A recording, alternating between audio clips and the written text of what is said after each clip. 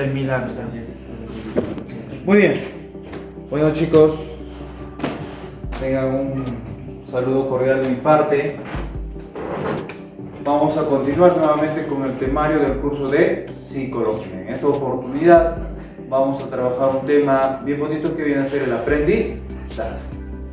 Y bueno, esa gente que nos está mirando, nos está observando, darle también un saludo y por ahí recomendarte sacar tu cuadernito, tu lapicero para que vayas anotando esta clase del curso de psicología. Hoy ya hemos tenido que trabajar el tema de el aprendizaje y sus teorías. ¿Ya? Muy bien, así que vamos a iniciar. Entonces, mira, por acá tenemos el aprendizaje. Para poder entender primeramente el concepto de aprendizaje, debemos tener en cuenta su definición. Y lo vamos a definir según tres escuelas: el conductismo, el cognitivismo y por acá una teoría más que una escuela, la teoría sociocultural. ¿Ya? Entonces, ¿qué nos dicen los conductistas referente al aprendizaje? Nos mencionan que el aprendizaje viene a ser el cambio relativamente permanente en el comportamiento.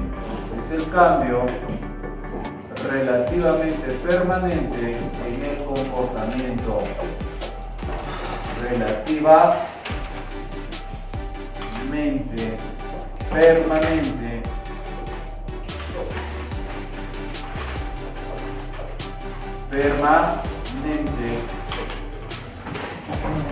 en el comportamiento.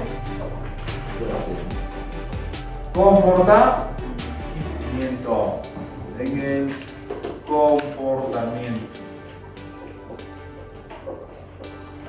Ya, ahí está. Muy bien. Para que podamos entenderlo mejor, si hay un cambio de conducta, significa que hay un aprendizaje según la escuela del conductismo. Y eso vamos a anotar por acá. Esta definición nos menciona el conductismo. Rojito pasión. Ahí está. Entonces por acá, conductismo.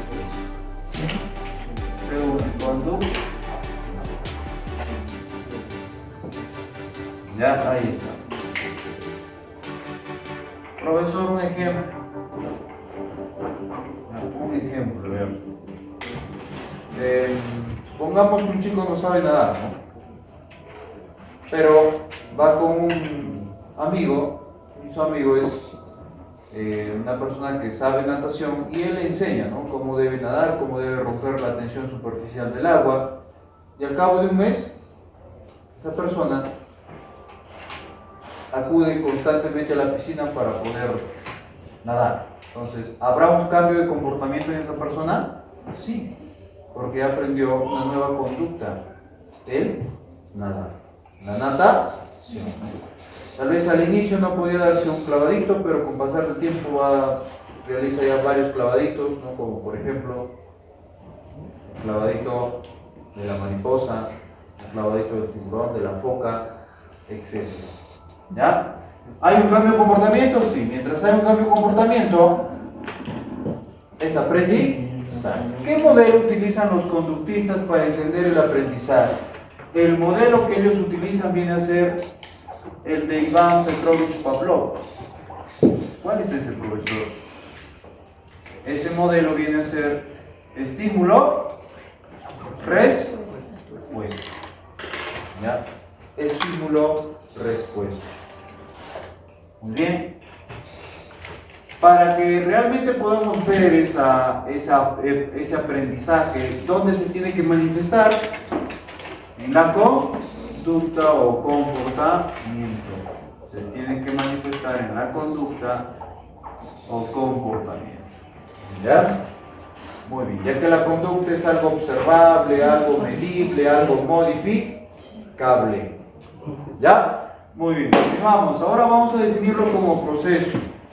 Como proceso nos dice que viene a ser la adquisición de conocimientos o información. ¿Qué viene a ser? La adquisición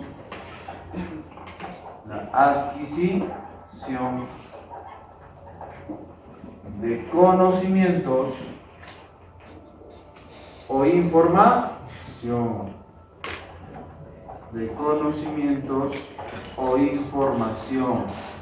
Para mejorar, ojo, para mejorar nuestros patrones o esquemas mentales, ¿no? La adquisición de conocimientos, para incorporarlos a nuestros esquemas mentales. ¿Ya? Para incorporarlos a nuestros esquemas mentales. A nuestros esquemas mentales.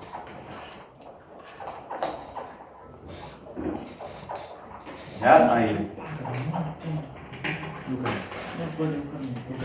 Ejemplo, profesor. Un niño, por ejemplo, de 6, 7 años,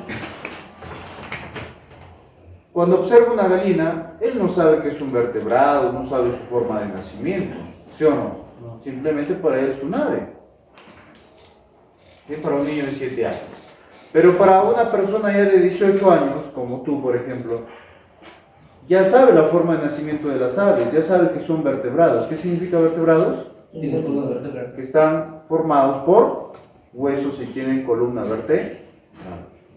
Tienen un esqueleto interno. Ahora, su forma de nacimiento de las aves, ¿cuáles son? Huevo. Hay 3 formas de nacimiento: vivíparos, ovíparos y ovovivíparos. Entonces, ¿cuál de estos 3 es la forma de nacimiento de las aves? Vivíparo. Son ovíparos. ¿Sí? Todas las aves son ovíparos. ¿Qué quiere decir? Que se forman en un huevo. ¿Y qué son vivíparos? Aquellos seres vivos que se forman dentro de un útero. ¿Como nosotros? Como los seres humanos. Pero hay otros que son ovovivíparos, que se forman en un huevo, pero cuando están por nacer ese cascarón se rompe y salen como si fueran vivíparos. Por ejemplo, los tiburones. ¿Ya? Muy bien. Entonces, mira, el niño de 7 años no sabía eso, pero cuando llega a los 12, 13 años ya comprende, entiende esa información. Ha adquirido un nuevo conocimiento para poder incorporarlo ¿a dónde? A sus esquemas mentales o patrones mentales. Y eso es lo que nos dice los cognitivistas. ¿Ya? Entonces, por acá, según los cognitivistas.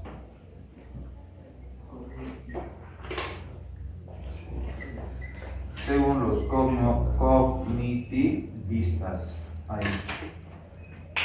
¿Ya? Ahí está. Correcto. Ahora, ¿qué modelo utilizan los cognitivistas para entender cómo es el aprendizaje? ¿Cómo se da el aprendizaje? El modelo que ellos van a utilizar, por acá voy a escribir el modelo,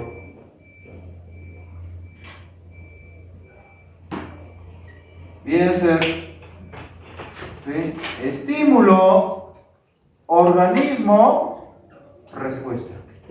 ¿Cómo viene a ser, chicos? Estímulo, organismo, respuesta. Mira, ve, acá era estímulo, respuesta. Acá se incorpora el organismo.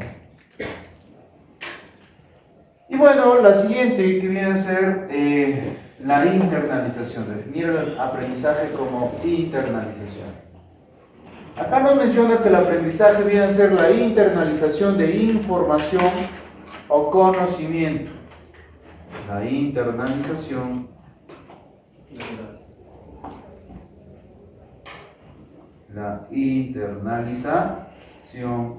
de información o conocimiento.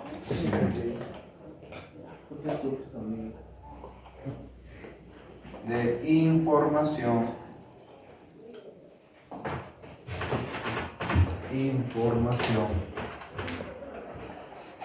o conocimiento. ¿Según quién? Según la teoría sociológica. cultural. Entonces vamos a agregar según la teoría sociocultural. Ahí está. Entonces por acá tenemos según la teoría sociocultural. ¿Y quién es el representante de la teoría sociocultural, chicos? Es Lev Vygotsky. ¿Ya? Lev Vygotsky. ¿Cuál es el modelo que utiliza esta teoría? El modelo que utiliza para poder comprender cómo se da el aprendizaje. El modelo que utiliza viene a ser estímulo, organismo. Estímulo, organismo. Nada más. Entonces, chicos, ya tenemos, mira, ver la definición de lo que viene a ser el aprendizaje, según 3 puntos de vista. ¿Ya? La tercera nos hace entender de que el ser humano está influenciado por su sociedad o por su cultura. ¿No? En nuestra sociedad adoptamos normas, creencias, costumbres. Nos incorporamos a nuestra psique. Y esos son patrones que gobiernan nuestra conducta, nuestro comportamiento. El creer, por ejemplo, en la religión cristiana es una creencia que se ha incorporado en la sociedad. Si tú no hubieras nacido en Perú, hubieras nacido en China, ¿tú crees que tendrías la creencia en la religión cristiana? No, lo tendrías en el Buda. ¿Ya? Oye, pero así como ya definimos el aprendizaje, hay cosas que no son aprendizajes. ¿Cuáles son? Los reflejos. Ya tenemos entonces por acá los reflejos. Ahí está. ¿Qué más? También vamos a tener por acá las reacciones emocionales. Las reacciones emocionales. Emocionales.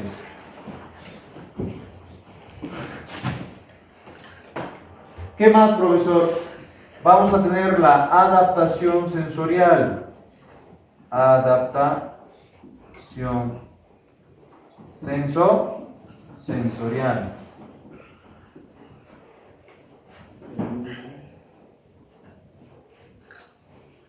¿Qué más, profesor? Nuestros instintos tampoco son aprendizaje. ¿Qué más? También vamos a tener por acá los síntomas de una enfermedad. Los síntomas de una enfermedad. Los cambios fisiológicos que va pasando una persona cuando entra a la pubertad. Por ejemplo, en el varón el cambio de voz. No es aprendizaje. No. El crecimiento del vello púbico no es aprendizaje. La primera menstruación de la mujer tampoco. Noches húmedas. Ahí está. Tus noches húmedas tampoco es aprendizaje. ¿Sí? Ejemplo de las reacciones emocionales. O primero de los reflejos. Un niño, un bebito, un neonato, ¿sí? Un neonato. Él, por ejemplo, cuando nace, inmediatamente cuando siente el pezón, empieza a succionar. ¿Alguien le enseñó ahí? ¿No? Es un reflejo natural que tiene el ser humano para poder sobrevivir. Ese reflejo se llama reflejo de succión. También tiene el reflejo de presión. Todo objeto que tú le pongas un recién nacido en la mano y lo presiona. Y fuera. El reflejo de la presión. Reacciones emocionales. Imaginemos, ¿no?, que la Pepelucha sale a pasear y por ahí encuentra a su Juanberto con la sandalia, besándose. ¿Cómo se sentirá en ese momento la Pepelucha? De cólera, ¿verdad? Sentirá rabia. Tal vez en ese momento va al Juanberto y le da una cachetada, o tal vez le empieza a insultar. Y eso viene a ser una reacción emocional de la ira. ¿Será un aprendizaje? No. Otro ejemplo. Tú, por ejemplo, tienes un terror a las noches oscuras. Pero ese día, ¿no?, que fue sábado para domingo, entonces no hay clases, ¿no? Porque voy a mirar una película de terror, El Conjuro 3. De mañana que salió. Oye, entonces pones tu película, haces tu canchita y empiezas a mirar tu película. Toda tu familia está descansando. Pero tú eres el único que te ha quedado ahí frente a la televisión. Oye, para el colmo se va la luz. Y en plena escena que el demonio iba a atacar al personaje principal.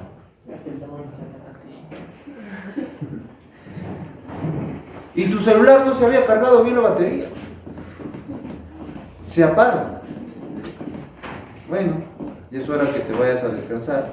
Y por ahí hay una velita menos, ¿no? Prendes tu velita y te vas con tu velita. En ese momento todo te empieza a temblar. ¡Todo! ¿Por qué? Porque ya te has psicosociado de que cualquier sonido, cualquier movimiento es de un fantasma. Y esas reacciones del miedo que te produce, ¿no? Escalofríos, temblores, nerviosismo. ¿Será un aprendizaje? No lo es. Adaptación sensorial, ¿qué viene a ser? Imaginemos que vives en un lugar cerca de una discoteca donde hacen bastante bulla todas las noches. Al inicio tal vez te incomoda todo esto, pero pasa el tiempo, te vas adaptando ya a la bulla y te parece ya no mal. Síntomas de una enfermedad. Una persona, por ejemplo, que empieza a tener bastante calentura, ¿no? El cuerpo empieza a aumentar bastante de temperatura, ¿no? Fiebre. ¿Será un aprendizaje? No lo es. ¿Ya? Entonces, ¿quedó claro eso? Ya. Continuamos. Ahora vamos a ver las características del aprendizaje. Para que el aprendizaje se pueda dar, chicos, ojo, necesitamos de experiencia.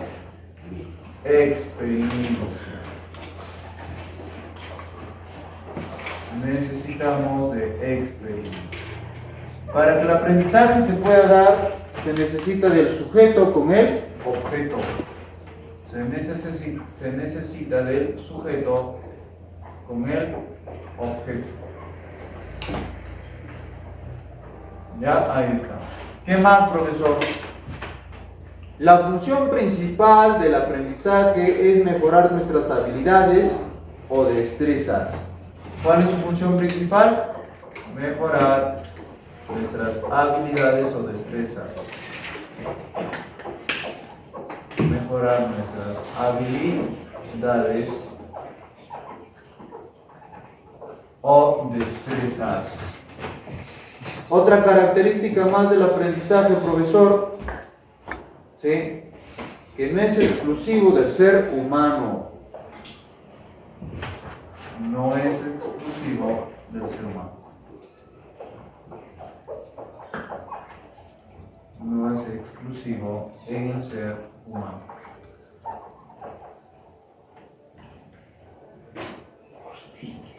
No es exclusivo del ser humano. Vamos a ver ahora los tipos de aprendizaje. Tenemos el aprendizaje motor. ¿Qué viene a ser el aprendizaje motor?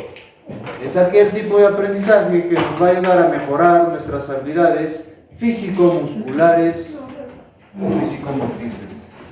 Es aquel tipo de aprendizaje que nos ayuda a mejorar nuestras habilidades físico-musculares.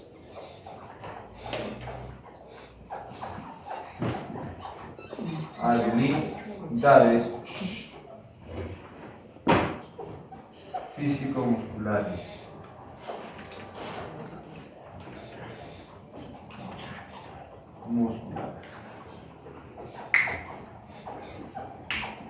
El aprendizaje motor, con el tiempo, puede volverse automático, de manera automática.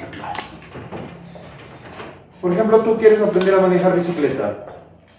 Al inicio tal vez te cuesta porque tienes que tener equilibrio, ¿no? Tienes que saber dónde está la ubicación de los cambios, del freno, ¿no? Saber cómo pedalear. Pero ya pasa el tiempo, 1 año, 2 años, ya te vuelves un experto manejando bicicleta. Incluso sin manos quieres manejar. ¿Entiendes? Entonces, es un aprendizaje del tipo motor. Manejar bici, ahorita. El manejar bicicleta. El querer aprender a bailar una danza, por ejemplo. Al inicio te cuesta, ¿no? Porque tus pasos son descoordinados, pero pasa el tiempo y empiezas a tener ya los pasos coordinados respecto a esa danza que estás aprendiendo. Entonces, un aprendizaje motor también lo es. Entonces, al aprender a bailar. La natación, ¿será un aprendizaje motor? La natación. ¿Ya? Ahí está. El lenguaje braille también que vino, pregunta de examen, es un aprendizaje motor. ¿Qué debe ser el aprendizaje afectivo? Es la capacidad que nos permite sentir, ser conmovidos. ¿Ya? Pero también se caracteriza porque es aquel que nos va a permitir tener un mejor control. Es aquel que nos permite tener un mejor control de nuestros sentimientos y emociones.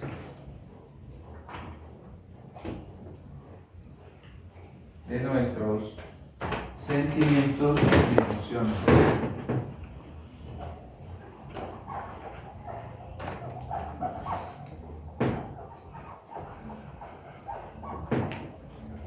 Sentimientos y emociones.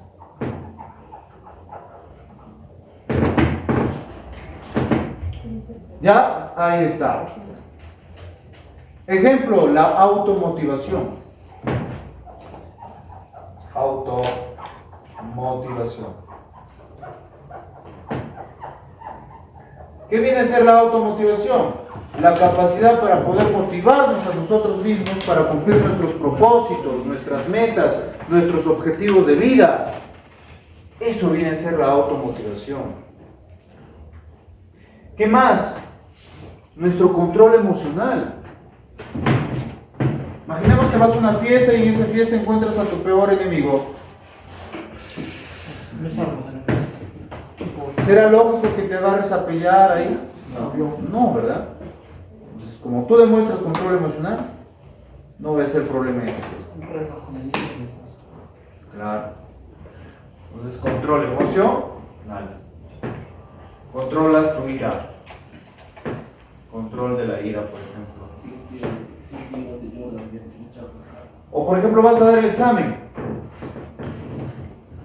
Y hay gente que no controla su miedo. Y las personas que no controlan su miedo empiezan a temblar. ¿Qué más? Empiezan muchas veces también a sudar bastante, ¿no? Otros se desmayan por el miedo. Otros se paralizan, no saben cuánto es 2 más 2. Una parte de ellos dice 4, otros dicen 5. Al fin y al cabo empieza a dudar de todo. Por el miedo. Por eso tienes que aprender a dominar tus emociones.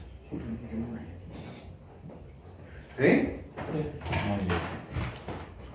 Ya está. O será lógico que una persona que tiene ira empiece, no sé, a golpear las paredes. ¿Será lógico? No. ¿Ya? Eso demuestra una falta de control de sus emociones como la ira. Tienes ira, puedes salirte, no sé, a caminar, a relajarte, a enfriar, como se dice, la mente, y ahí vas a poder resolver de la mejor manera tu problema. Si no, lo vas a empeorar. ¿Qué debe hacer el aprendizaje social? la capacidad que nos permite aprender las normas y reglas de la sociedad. Aprender las normas y reglas de la sociedad. Y reglas de la sociedad. O de tu grupo social. De la sociedad. Gracias a nuestra sociedad, a que hemos vivido un grupo social, hemos adquirido un lenguaje. ¿Qué más adquirimos en nuestro grupo social? Religión, creencias, ¿no? Supersticiones, costumbres, valores, etcétera. Supersticiones, ¿no? Escucho a aquellas personas que dicen, oye, me pica la mano, es porque voy a recibir plata.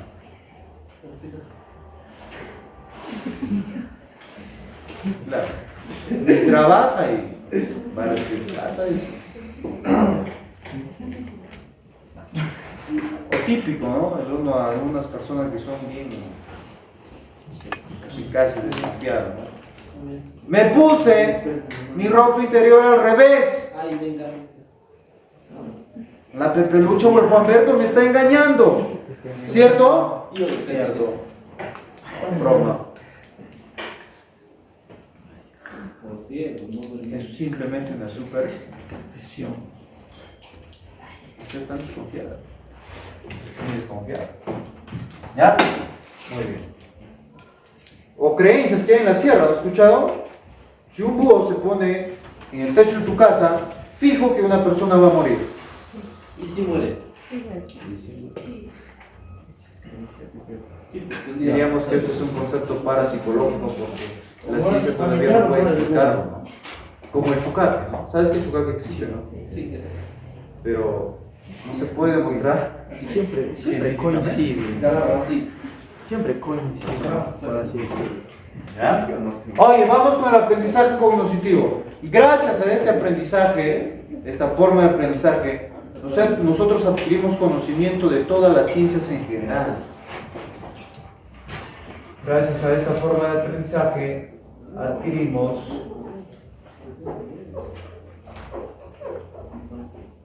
información o conocimiento de todas las ciencias.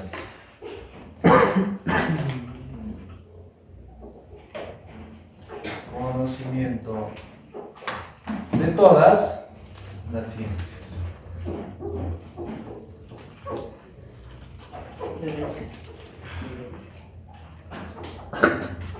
De todas las ciencias.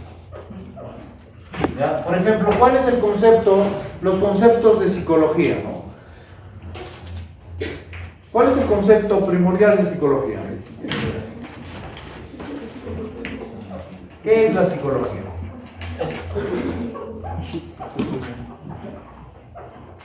¿Qué es? Diríamos que la psicología es una ciencia social fáctica que estudia los procesos psíquicos y cómo estos se manifiestan en el comportamiento. ¿Y eso qué tipo de aprendizaje es? Cognitivo. Por ejemplo, ¿qué es la glucosa?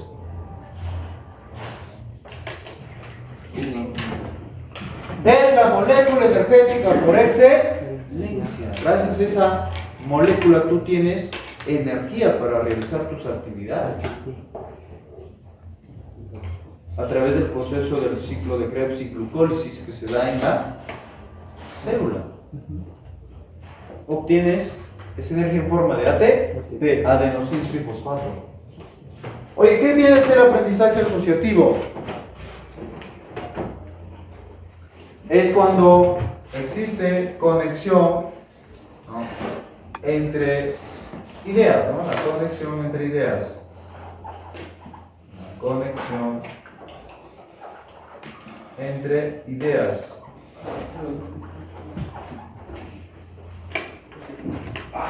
O la teoría y la práctica. Como con la teoría y la práctica.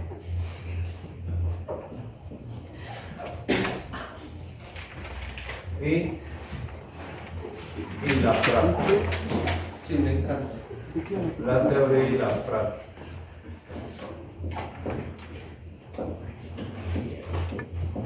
Ya, la conexión de ideas, la teoría y la práctica, ¿no?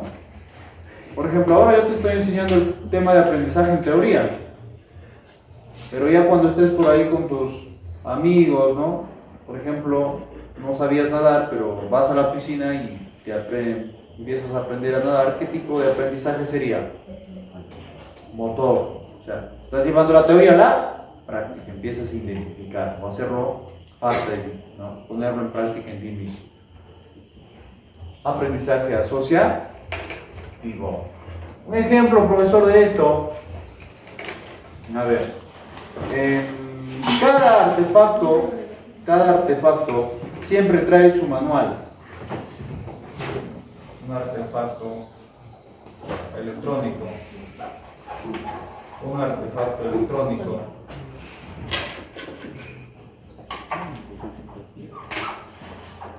siempre trae un manual, y ese manual tiene la guía para cómo puede funcionar ese artefacto electrónico. Y ahí, ¿qué estás utilizando? Un aprendizaje asociativo. La teoría que aprendes lo llevas a la práctica. ¿Qué viene a ser el aprendizaje actitudinal? Es aquello que nos permite conservar una postura. Nos permite conservar una postura. Permite conservar una postura. Una postura.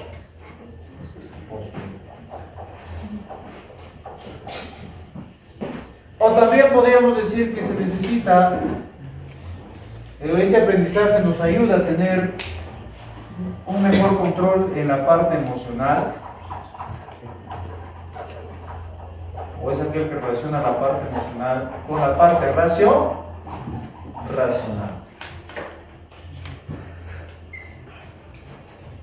Ejemplo de esto, ¿no? Te vas a una fiesta y ahí encuentras a tu peor enemigo o a tu peor enemiga. Pero por ahí están tus familiares, ¿no? Están algunos amigos que conoces. Pero a pesar de que tú le llevas, como se dice, un poco de ira, cólera, rabia, no te comportas como un energúmeno, no vas y le agredes, te controlas a ti mismo. Es decir, este aprendizaje de una persona civilizada, educada. Es decir, tras este aprendizaje hay una correlación entre emoción y la parte racional. Tu razón que te dice, oye, no actúes de esa manera, vas a quedar mal. Y gracias a eso controlas tu parte emocional. ¿Sí? ¿Entiendes más o menos cómo es el aprendizaje actitudinal? Como por ejemplo acá hay una norma, no comer en la hora de clase. Entonces, por más que tú sientas hambre y no lo haces, conservas tu actitud, tu postura. Actitud, aprendizaje, actitudinal. Entonces, chicos, de esto de acá depende el 70% de preguntas de examen de admisión. Espero que me hayas comprendido, hayas entendido, ¿sí? ¿Cuáles son las formas de aprendizaje? Y si tú no has entendido, no has comprendido, puedes retroceder el video y verlo otra vez. No hay ningún problema. ¿Ya? Muy bien. Oye, continuamos ahora por acá con las teorías. Vamos a ver las teorías del aprendizaje. La primera teoría nos trae el conductismo, que nos dice que el aprendizaje debe ser un cambio relativamente permanente en el comportamiento. ¿Y quién es el representante máximo del conductismo?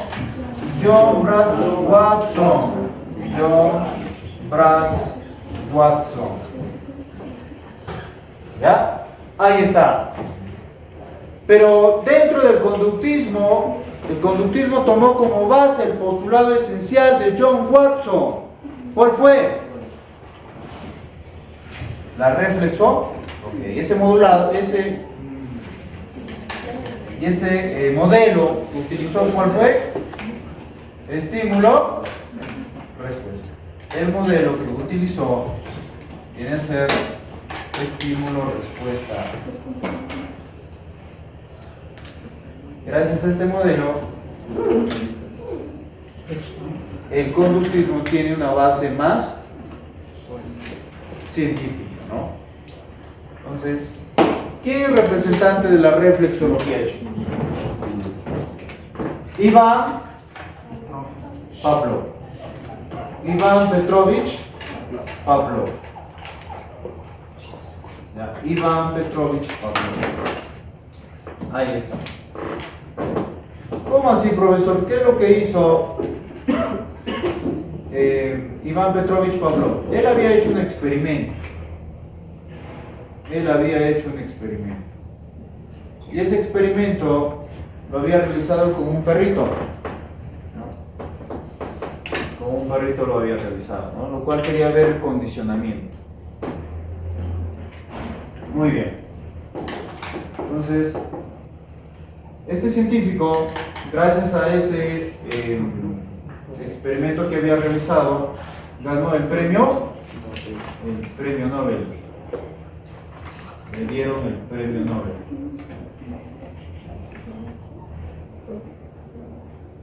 Ya, ahí está, el premio Nobel. ¿Cómo se llama su experimento?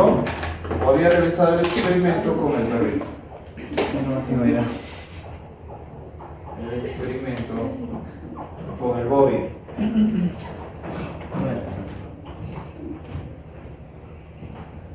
En lo cual a este animal lo condicionó. No. El condicionamiento clásico. El condicionamiento clásico. Que se basó en estímulo, respuesta.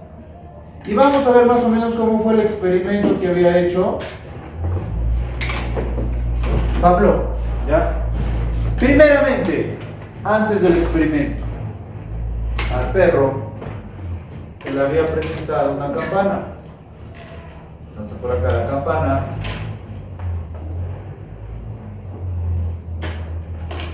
Y por acá tenemos el perrito. El bobo. No voy a dibujar porque toma más tiempo. Entiendo lo que necesitamos.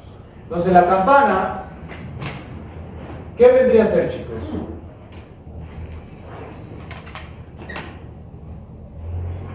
La campana, pues, al inicio cuando se le presentó el animal no reaccionó, no empezó a salivar, para nada. Entonces esto se le llama estímulo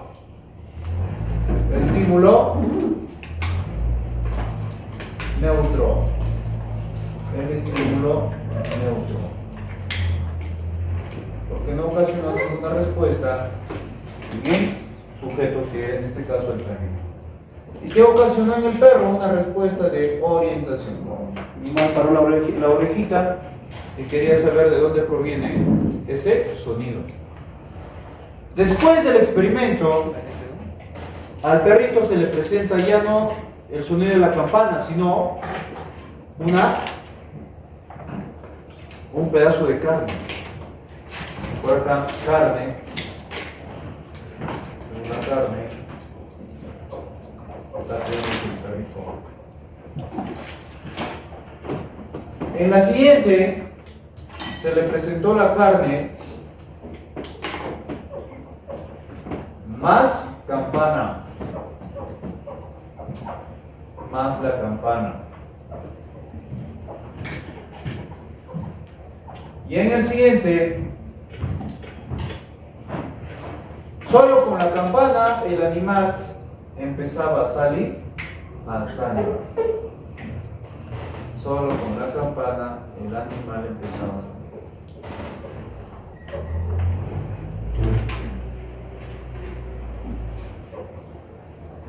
Ya te lo voy a explicar. Entonces, se le presentó primeramente la carne al animal. Entonces, el animal cuando vio la carne y sintió el olor, empezó a salir, a salivar. Y eso se le conoce a la carne como un estímulo incondicionado.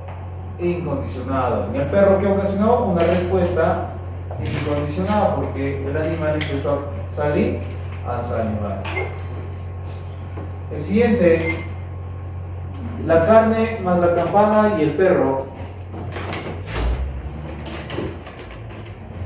Al inicio, tal vez cuando se le presentaba la carne o el alimento con el sonido de la campana, el animal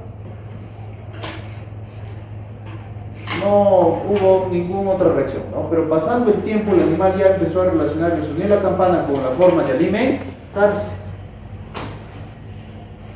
Entonces, por acá, como no ocasionó ningún cambio, todavía esto era estímulo incondicionado y esto respuesta incondicionada. Oye, pero pasó ya un buen tiempo del experimento que se había realizado y el mero hecho de simplemente, ojo, de hacer sonar la campana, el animal empezaba a salivar. Ya no había necesidad de poner la carne o el alimento. El animal empezaba a salivar. Y eso se le conoce como estímulo condicionado y respuesta condicionada. Y de acá a veces te vienen preguntas de examen, ¿no? Entonces, ¿cuándo es ya el estímulo condicionado? Solamente con el sonido de la campana el animal empieza a salir, a salivar. Ahí está. Pero al inicio no pasó nada, ¿no? Y es donde, chicos, es donde Pavlov saca su modelo que viene a ser estímulo, respuesta. El modelo clásico.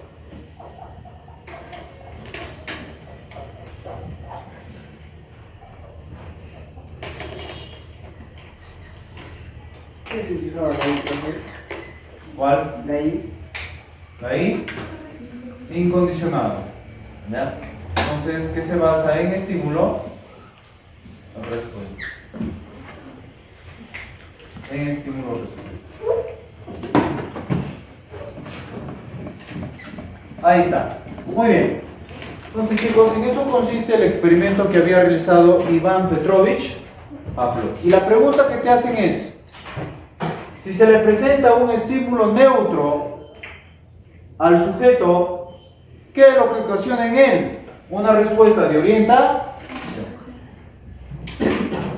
¿En cuál de estas tres formas se presenta ya el condicionamiento? ¿En la forma número C o en la D? ¿En qué letra se presenta el condicionamiento? ¿En la B, en la C, en la D? En la D, correcto. El sonido de la campana simplemente, al quitar la campana, hacer sonar la campana, ocasiona una respuesta condicionada en que el animal empieza a salir.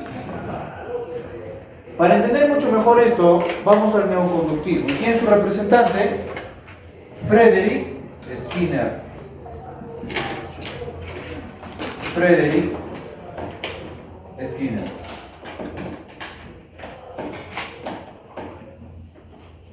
Ya, ahí está. Frederick Skinner se caracteriza porque es representante del neoconductismo. Y él nos menciona, ojo, él nos menciona que la conducta no solamente se basa en estímulo-respuesta. Para él el modelo, para entender cómo se da el aprendizaje, tiene que ser lo opuesto. Primero está la respuesta y posteriormente está el estímulo, dice. Y él había hecho un experimento, ¿no? Se le conoce como la caja de Skinner. Se le conoce como la caja de Skinner.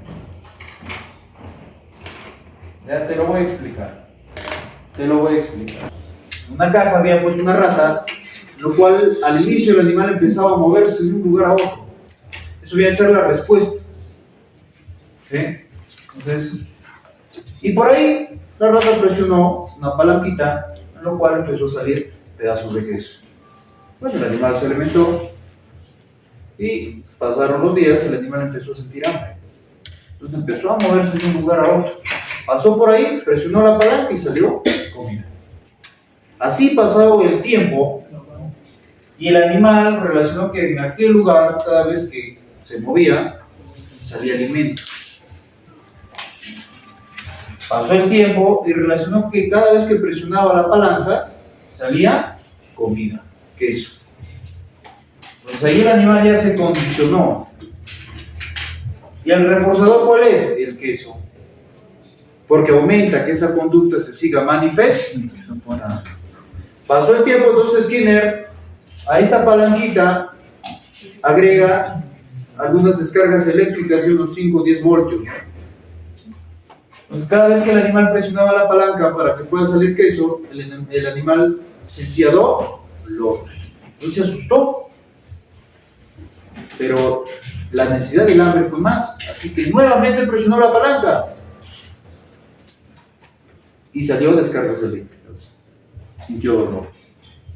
Entonces, cuando añadió las descargas eléctricas, ¿qué vendría a ser? Castigo. ¿Y el castigo qué hace? Elimina o disminuye una conducta. Todo ese proceso, ¿sabes cómo se llama? Se le llama condicionamiento operante. ¿Cómo se llama, chicos? El condicionamiento operante. Condicionamiento operante.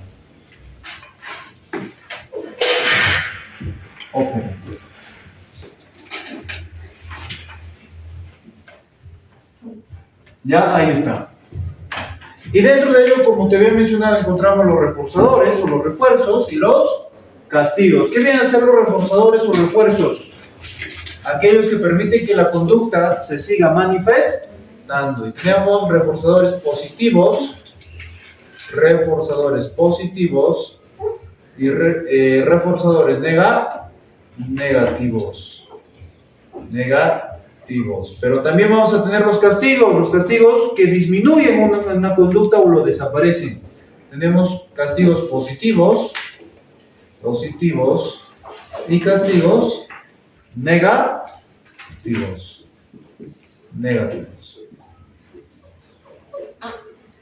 Ya, ahí está. Muy bien. ¿Qué más, profesor? También tenemos otra teoría por acá, por imitación. Esa teoría, ojo, nos dice que el ser humano aprende imitando a todo lo que encuentre a su alrededor. Y aquello que le cause dolor o le frustre, lo deja de imitar. Entonces, la imitación, el aprendizaje por modelo nos dice que nosotros aprendemos imitando conductas.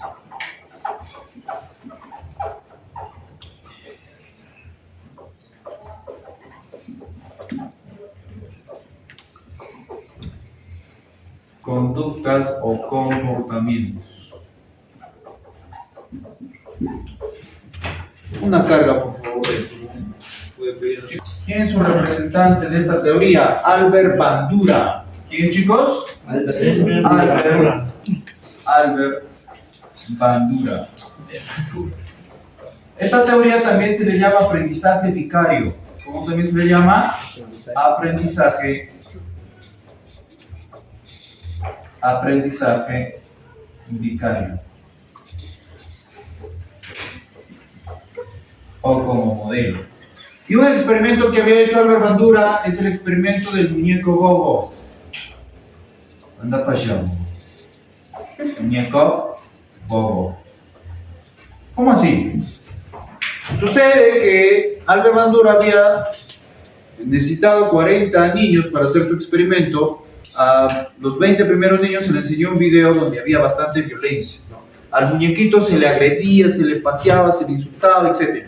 Y al otro grupo de niños se le enseñó un video donde al muñequito se le debe brindar cariño, amor, ternura, comprensión. Se le abrazaba, se le decía bonitas palabras, etc. Y cuando los niños fueron sometidos, ¿no?, al ver el muñeco, ¿Qué crees que hicieron los niños que vieron violencia? Lo mismo, ¿no? O sea, que vieron al muñeco y se fueron de frente a patearlo, ¿no? A agredir. ¿Qué crees que hicieron los niños que vieron que el muñeco se le debe dar cariño? ¿No? Fueron, lo abrazaron, le dieron un besito y no expresaron nada. Entonces, ¿qué demuestra esto? Que nuestro comportamiento se aprende por imitación. Aprendizaje significativo. Esto nos dice que la persona, ojo, relaciona su conocimiento o su nuevo conocimiento, sus nuevos aprendizajes con los conocimientos básicos ya adquiridos. La información nueva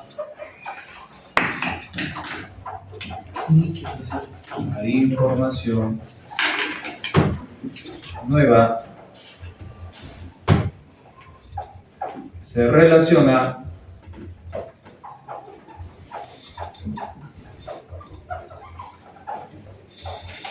con tus aprendizajes previos,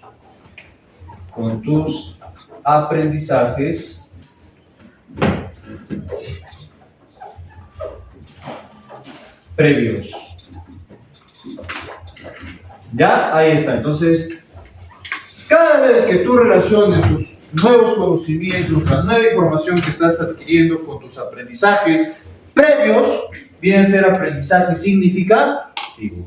Y yo agregaría algo más, que el aprendizaje significativo es cuando tú tienes interés, ¿no?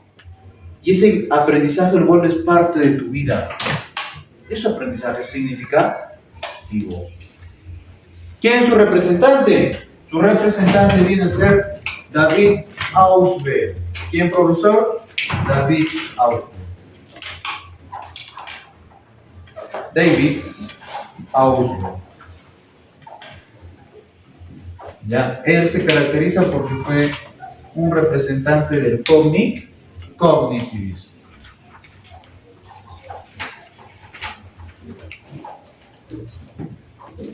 ¿Ya? O sea, en pocas palabras, nos dice que el aprendizaje se da por adquisición de conocimientos. Y bueno, vamos a la última teoría, ensayo y error.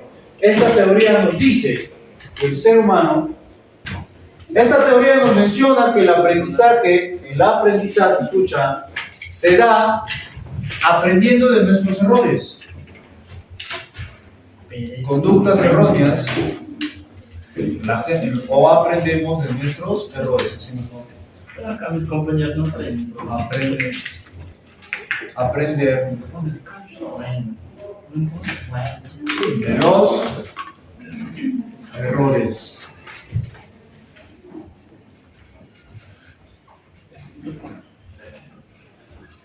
Y aquellos errores que te brinden satisfacción o un beneficio, ¿sí?, son los que más se van a repetir. Y cuanto más se repita, ya viene a ser un aprendizaje. ¿Quién es representante de esta teoría? Edward Thorndike. Edward Thorndike.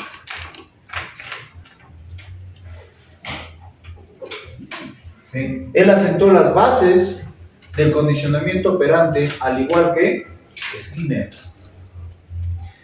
Ojo, y hay algo muy importante dentro de esta teoría, la ley del efecto. La ley del efecto.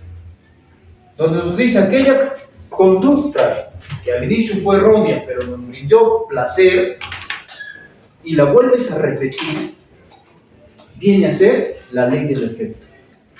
Y esa conducta errónea con el tiempo pasa a ser un aprendizaje porque ya lo incorporas o es parte de tu vida. Para comprobar esto, él hizo un experimento, ¿no?, con un gatito. He realizado un experimento con un gato, en lo cual al gato le había sometido una caja, donde la caja tenía un cerrojo. Si el gato presionaba el cerrojo, salía.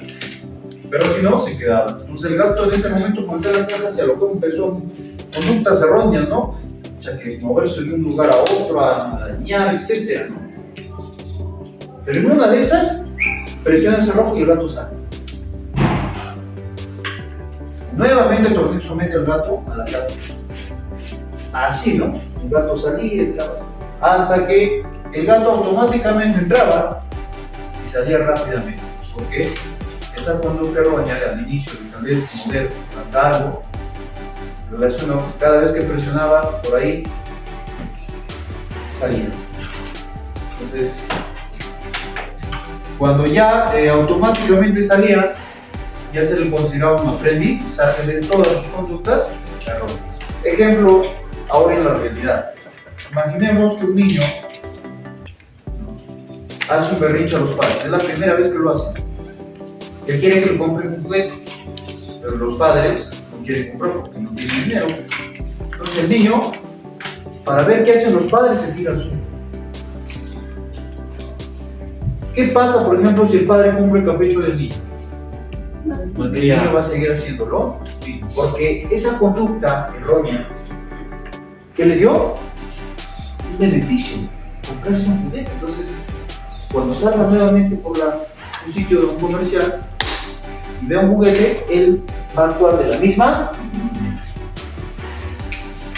¿Te das cuenta? Muy bien, entonces, si te ha gustado el tema, te invito a que puedas visitar también los temas anteriores que hemos venido trabajando en pensamiento y lenguaje y el tema de memoria. Si no te has suscrito, suscríbete y no te olvides que estás en Psicofran. Ahí está. Muy bien, entonces de esta manera nosotros ya estamos terminando lo que vendría a ser el temita de aprendizaje y sus teorías. Ahí está. Y nos vemos en la siguiente oportunidad. Chau, chau.